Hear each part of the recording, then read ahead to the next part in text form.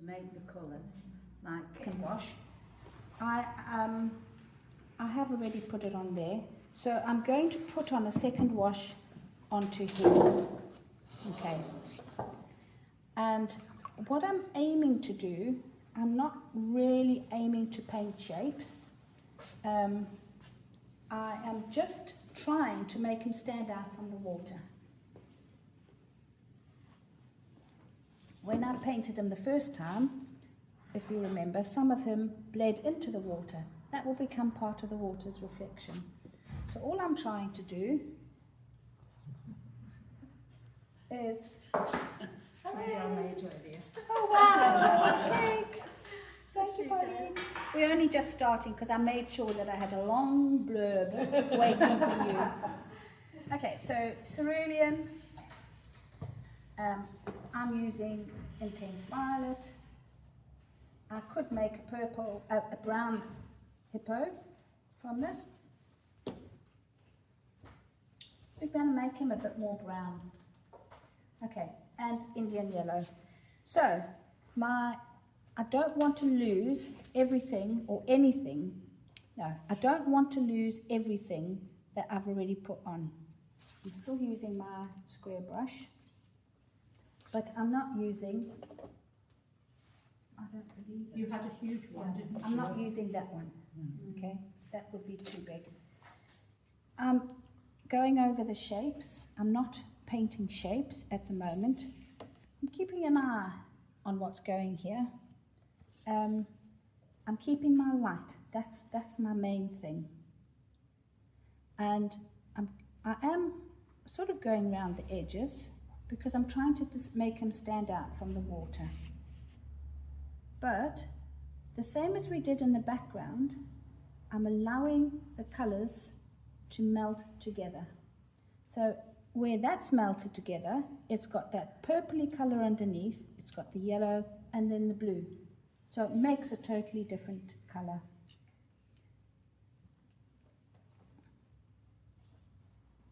I'm going over the shapes. I'm still seeing him as a whole. Look at how much paint I've got on my tile.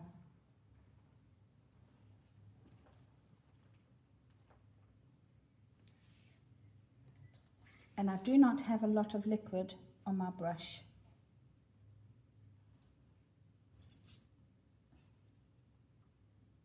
I am trying sort of to stick with the angle of the direction, so his nose comes forward and then he's got two sides to it. And I'm going to keep that dark in there, so I will put more purple in there. And I want around his nostrils will be lighter. So anything that I want to keep the original colour, I just take the corner of my brush, and my brush has just got water on it, and I just soften with little bits of water just so that I've got some of the original colour coming through. I haven't mixed anything on my towel yet. And for now, I'm not going to. What does this here do? I haven't put any masking fluid on. If you want to, you can, after this wash, put little bits of masking fluid on, like highlights around the eye, or you could put that little highlight in his eye, or you could put some teeny weeny hairs on him, around his ears. I think I'm going to leave it off and I'm just going to paint all the lights. So he's got quite a nice, I'm going to just lift that off. That is my second layer. Can you see how he is now standing out from that hippo and from the water? Okay. Even I could, but even if I could, I don't want to. I want him to dry. So we'll just pause that a minute. Okay. I had planned to paint on them, but this one's going to be easier. to show you. Now, I've got some visitors.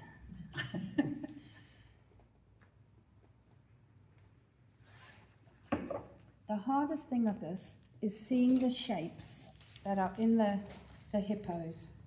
So what I do suggest is that you look at your hippos and you draw the shapes. Now, I have, before I even started painting, put on some shapes. If you look at my pencil marks, they denote some of the wrinkles, if you look at the one on the right, that make him look like a slug. Okay? So we're not going to paint everything, and we're going to paint him so that he becomes ours. Now, right, so I'm relatively happy. So what I am going to say is, once you've done your second layer, have a good look at your hippo. Work out where you're going to paint. And I'm going to simplify, or try, the whole process, just so that you can get the hang of it. Okay, so I've got, there's a line, I haven't got all the lines. I've created my own lines around his eyes. I could actually still make a shape of that one. I'm just making shapes, that's all I'm doing. Okay. Right, I'm changing to a round brush. If I was painting him, I could probably still use a square brush, but for ease, I'm going to just do the round brush. And if you remember, I said I was going to paint him brown. So I know that purple, that's going to be a recipe for disaster, because I'm going to get water on him. Purple and yellow. So I'm still not mixing it to a brown. All I'm doing is sliding my brush through those colours. If I'm not sure, my brush just goes onto my scrap of paper. I've still got my tissue in my hand, and I've still got my wad. And all I'm doing is thinking light and dark, hard and soft. So the easiest place to start is on his back. And I'm just painting the shape, just enjoying painting the shape. Okay, I've got a hard edge and a soft edge. Now, if you battle, turn your piece of paper around, and I do not have a lot of water on my brush. Notice how I'm cleaning my brush on my tissue. Okay, you see how he's going brown? Might take a bit more of the purple because it's too weak. Make it a little bit stronger.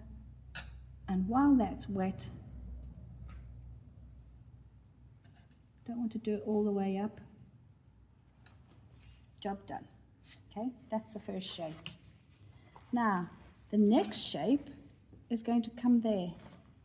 So, what I'm going to do is I'm going to jump and I'm going to paint that shape, because if I painted that one, if I touched that, it would bleed, and I don't want it to. So I've still got the same colour on my brush. I'm going on to dry paper, controlling the liquid. And so what I'm actually doing is, in softening that one edge, I'm actually drawing that glaze into the rest of the body. And I don't want any hard lines, so I'll just take the belly of my brush and just take it away. Now I want a bit more colour in there. Right. Now I'm going to do one more, and then I'll show you how I'm going to come back and do this. And what I'm doing here is how you paint the whole hippo, basically. Break it down into shapes. So I'm going to do that one, and I can do it because it's a bigger shape. Now, if you think anything blue or on the blue side of the colour wheel is going to go back, theoretically, okay? There's always rules that are broken. So, anything with blue, and I'm seeing the violet as my blue, recedes. anything with red comes forward. Also, generally, anything darker blue recedes. Anything that is lighter will come forward. And again, I'm putting a little bit more. So is red lighter than purple then, Sue? So how, if red comes forward,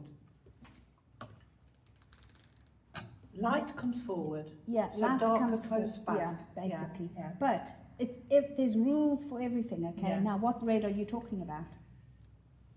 Well, If it was a blue red, Yeah, so alizarin would go Alizarin back, would go back. but a cad red or something like that yeah, would that's come just- forward. Yeah, yeah. And if you had lots of water in the cad red, Yeah. it would also come forward Forward. because it would make it lighter. Right. But can you see how I want to put a bit more yellow in there?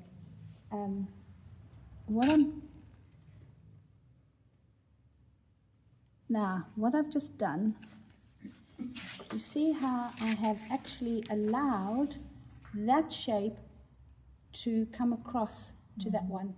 And in so doing, I'm stopping it becoming blocky. Okay, so that's one of the ways that we can stop it become blocky. Okay, so I want to keep it really dark, light, dark, light. That will be dark, light, dark, light. If you look at the wrinkles on our skin,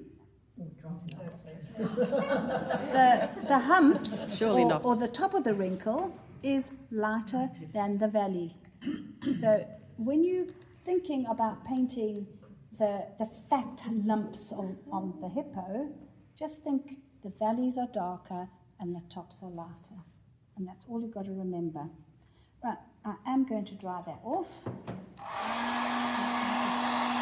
That is one way of doing it. The other way is by going in between. Okay, so you can use both ways. So I'm still got my colours on my tile, using the same colours. That's not dark enough.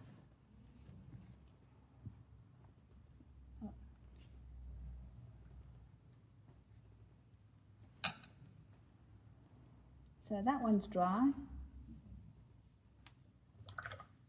Clean brush. And this time, when I soften it, the belly of my brush actually, see how it's coming over the shape that is now dry? You see that? So although the point is on the wet edge, that belly is over the dry part. So in doing that, I'm bleeding the two together. But I'm still keeping that light, and you see how I've just put a bit of water in to make it even lighter, and I can even make it darker if I want to. So that is a very simplified version of how it's done. Then what I can also do is, while I'm painting him, if you look, I have already started painting in some reflections in the water. So where he's dark and wet, I can start to paint some of those reflections. He's dried off there a bit, so I'll just, oh no, I haven't even painted him. Not all, just some. And I've got cerulean in there, so I'm going to put a bit of cerulean in as well.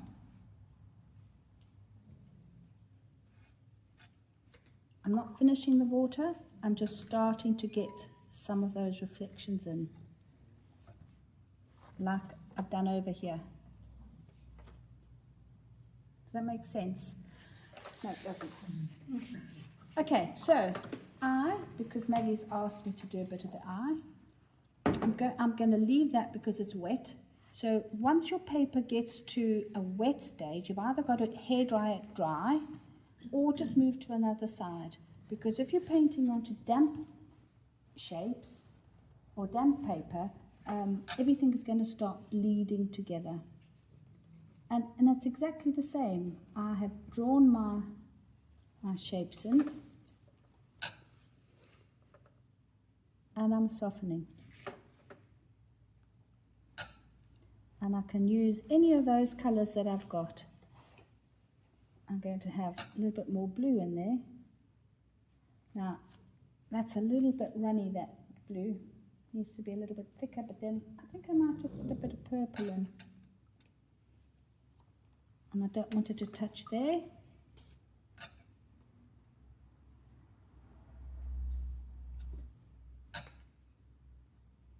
Okay.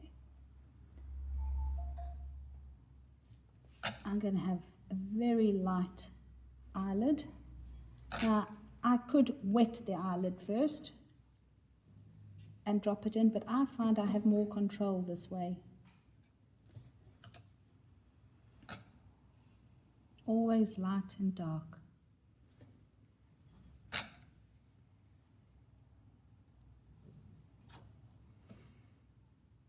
Same process. And as I said, this is a very, very simplified process. Anything that is in a hollow,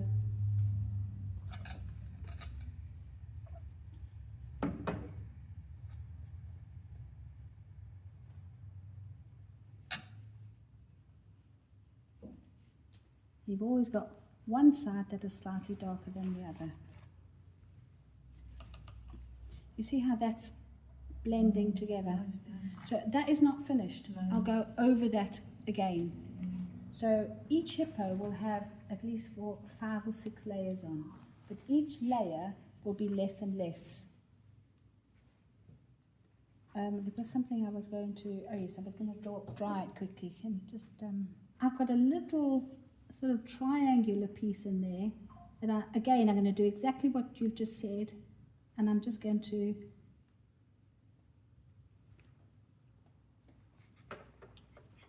paint that as a shape. Now, when I said there's different layers, if that is hairdryer dry,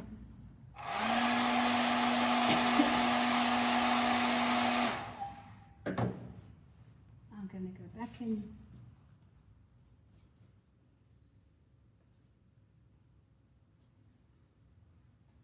Okay.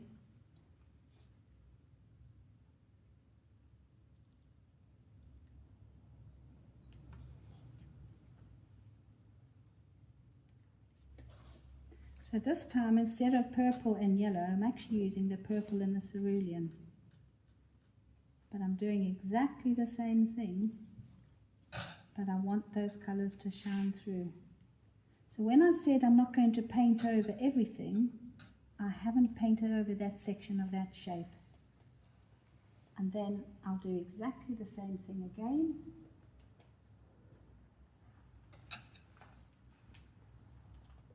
Cerulean is a little bit opaque, so we've got to be a little bit careful.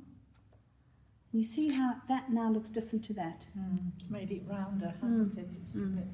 And that's what I mean about. Now, you could do each shape finished to start with, but it's going to become very blocky. That's how I do it. There's lots of different ways. But it's a very mindful way of painting. Look how he's changing.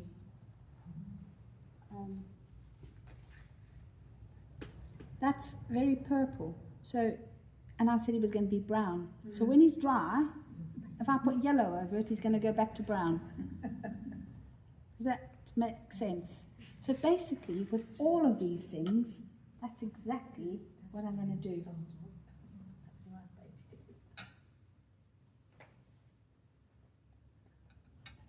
And I'm using my brush, I'm using the body, I'm using the tip, but I don't want to lose everything that's already there.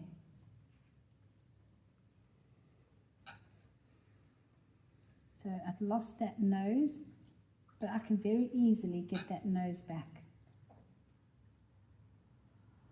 Suddenly he's back. Okay, so that's it. And the process is exactly the same for all the hippos. The only difference is that that hippo will have less detail than the ones that are closest to you. and we'll worry about the water later. Except you can start to put some of the water in as you paint. So that's going to be darker than that, so I'm going to paint the dark. So really I'm painting the darker bits first.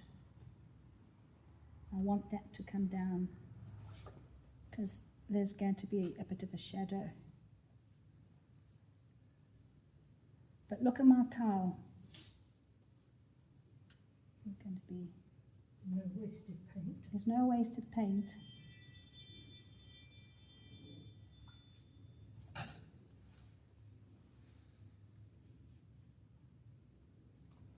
And where he touches the water, especially here, he's got to melt into the water really. So that's where he ends, but I've actually brought the colour into the water. Let's have a bit of yellow in that reflection there because he's going to be on that browny side. And that's it. She makes it look so. And then you put another layer and another layer. That colour underneath starts to take on a different colour, doesn't it? So this idea of layering isn't new. What we're doing is not new. Obviously, we're doing it the other way around. We're starting light and then putting layers on the top. A lot of people today go to digital art and they think, oh, this is now the bee's knees, we can. But actually, you cannot copy this whole transparent layer thing in digital art. You have, I can't remember how many thousands of colours, that start with the X and the tag. I can't remember what they're called. They've got a special name. But there is nothing that can mimic the light between one layer and the next. That's how they do batik, isn't it? I did that one. It's not finished, and there's something there that I want to show you. And I was going to correct it, and then I thought, no, I'm going to show you because you might want to do it yourself. There are 4, 5, 6, 7 layers on there, but that is the original layer. That is still the original layer. That's still the original layer. So although I'm putting layers on, my layers, each subsequent layer is not becoming thicker and thicker. My colour is becoming darker, but because I'm putting layers on. So 1 + 1 is 2. I'm not going 1 + 2 is 3. Does that make sense? Yeah. Okay, so in that manner, I am able to keep the light of the paper shining through. The light of the paper being my original layers. And it is that light against the dark that makes the whole thing look round, that makes it pop, I hope. Oh, yeah, Okay, that's where we're going to. And that is the whole purpose of this exercise, is about layering the different colours. I'm not saying that we're not going to strengthen the layers. That's not what I'm saying. But we will not put a layer on that is so thick that it is going to obliterate what's underneath. Does that make sense? Yeah. Okay, Only so those layers. see that edge, it's too hard all the way down. Can you see there? I don't like it. So, and I'm only showing you this because you might find something somewhere, it might be there or there, that you don't like as well. So what I'm going to do is I have got tissue in my hand, and we spoke about that last week, tissue in the hand and a wad, clean water and dirty water. And I'm going to just put a little bit of water on there. I'm just going to tickle. I've got my scrubbing brush if I need it, but I'm going to try and do it without. And I don't really, really, really want to dab it with my tissue. I think I probably have lifted it out enough. I haven't dabbed it with my tissue because if I dab it with my tissue, I'm going to be left with a white mark. So I'm going to leave that to dry, And then there will be another layer that comes over the top of it, but I think I've broken that up enough. I want it hard there because of that. Okay. So I did that to show you more or less the end product. Let's go back to him. Okay, so where are we going to go? I put that on last week. I think you saw me putting it on. I'm still using my square brushes. I will go down to a smaller brush, and I will even go down to an even smaller brush. And I've discovered a new way of splattering. I haven't tried it yet. If you cut those bristles, you know how you really battle with a toothbrush? If you cut those off, then you're only left with that. We're going to give it a try. That was for Helen's benefit. So you only get the... You see, I'm having to think about this.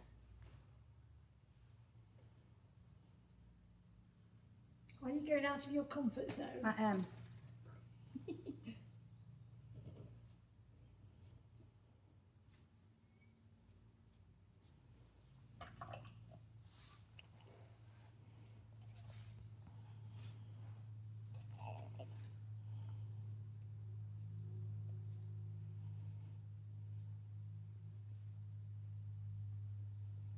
You know, Saturday, how did Gavin Williamson know that we got an exhibition on?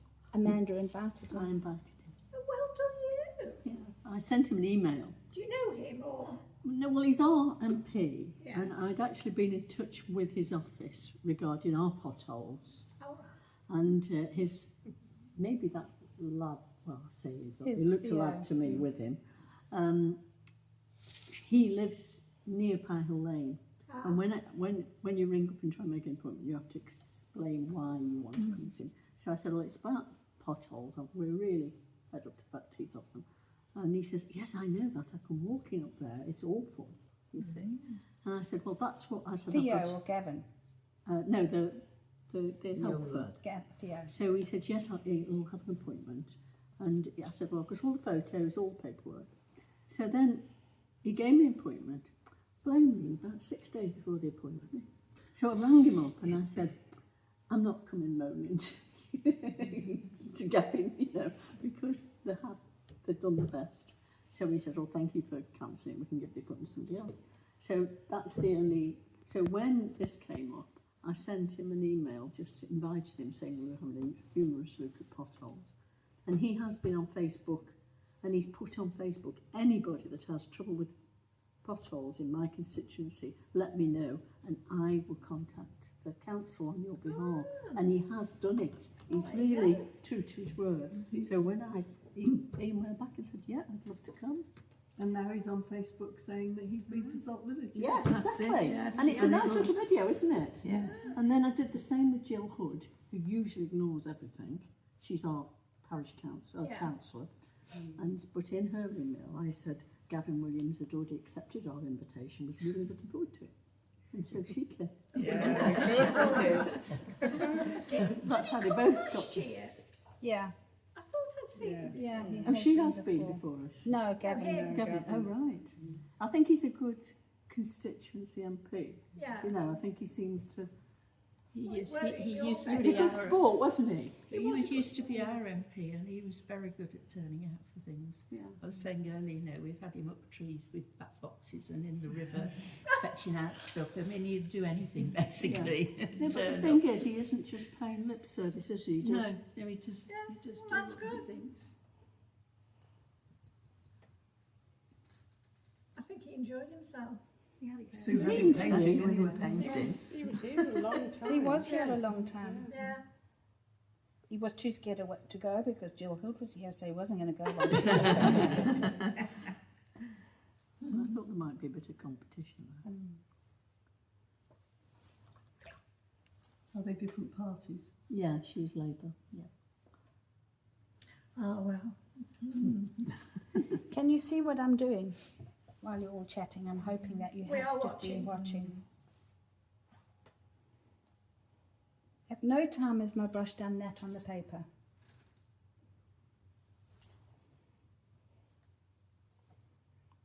So is this one going to be an How do you orangey stop shade? hard lines then? Orange hippo. Because where I don't want a hard line, I've just been running the corner of the brush along the edge of the wet. Right. So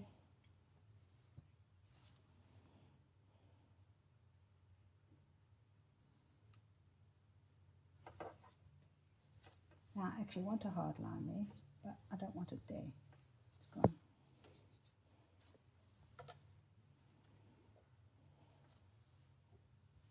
Now, if you look,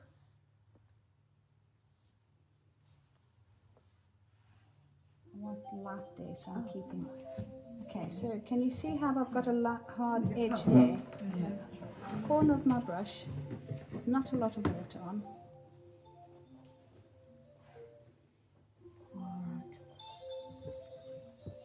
So I'm not actually introducing water, I'm just putting. And I'm still seeing big shapes.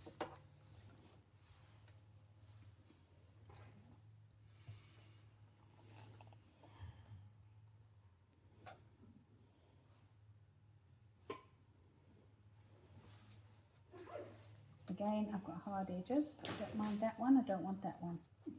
Corner of the brush.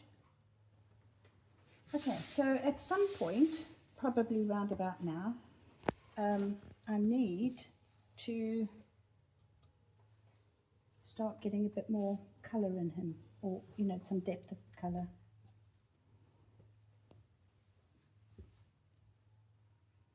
And I also want to make his face come forward. I So think that one's female. Yes, I in think my that's a man mind- and that's a yeah, lady. in my mind, that's the way I see it. so I don't have that hard edge anymore. The look on him is I'm going to keep that lighter and I'm going to make that darker. Now, in order to make that darker, because I've got all this like orangey brown in there, I've gone over to my round brush, trying not to go too small. It's still nice and damp.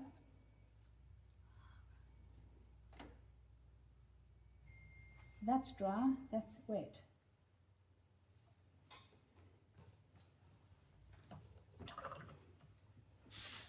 And I'm hoping, right, so that's dried off a bit too much.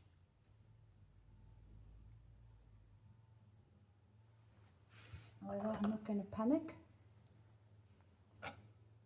You know how we painted into our colour when we did the background?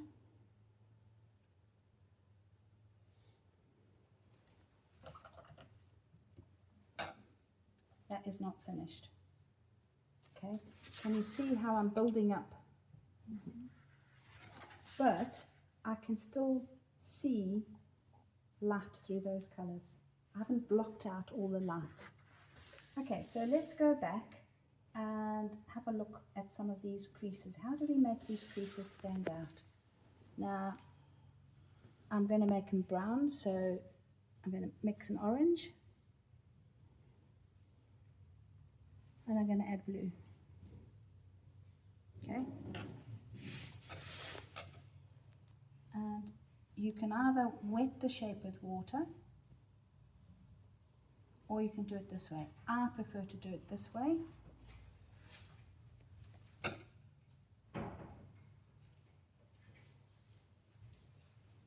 Oh, by the way, we have cake. Because Dorothy's cake wasn't eaten, so I kept it, and I thought, oh, well, they're not well enough, so I went and I cheated and I bought a fruit cake so we can all. Can you see how? Yeah. Now, I don't want hard lines everywhere, but I'm going to wait for that to settle. Okay, water. Now, I can't tell you on your painting exactly where to do it, because everybody's painting is going to be slightly different. Oh. I am going to put a bit of this blue. That's still wet, and I don't want him to look like a zebra. So just before it dries, I'm going to allow some of that blue to mingle into some of that shape. And then I've got a choice to make. Is that going to be light or dark? I'm going to keep that. In fact, I'm quite happy. Do I make that darker? Do I keep it lighter? I think I'm going to leave it exactly as it is for now. I might just put a bit more. Excuse me. We'll have to start putting these foams in like that. So, without, if you are happy with the way I'm building it up, go and have a go. If you're not happy,